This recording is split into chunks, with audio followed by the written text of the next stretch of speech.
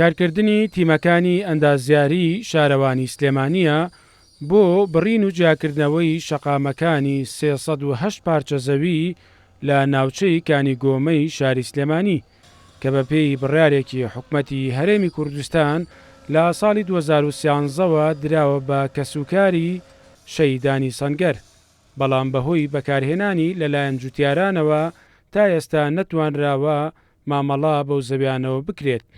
سەرۆکی ئەندازیاران لە بەشی پرۆژەکانی شارەوانی سلێمانی دەڵێت پاش ئەم ئەنگاوە کەسوکاری شەیدان دەتوانن بەبێ هیچ گرفتێک مامەڵا بە زەویەکانیانەوە بکەن.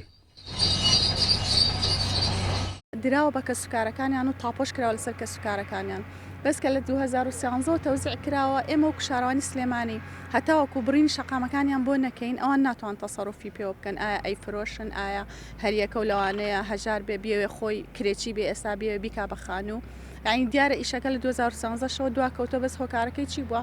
ئێرە هەر هەمووی زەوی زراعیە بە تا جوتیارەکان لێرە لاچوون و قەرەبیان کراوەتەوە ئینجا توانیومانە ئێمە ئەم ساڵ بین کاریتیا بکەین. لە دوایەمەی ئێمە یەکسەر لە پلانایە کە ئاوڕۆکەی بۆ بکرێ، ئەین دوایەمە ئێمە بڕینەکەین، دوای بڕینی ئێمە کاری سەرەکی ئاو ئاوەڕۆیە.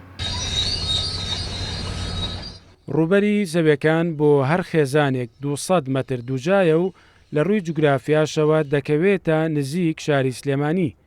بەڕێوەبەری کاروباری شەیدان و ئەنفالکراوانی سلێمانیش دەڵێت زەویەکان بەبێ جیاوازی دابەش کراوە بەسەر کەسوکاری شەیدانی سەنگەری هەموو حیزبەکان.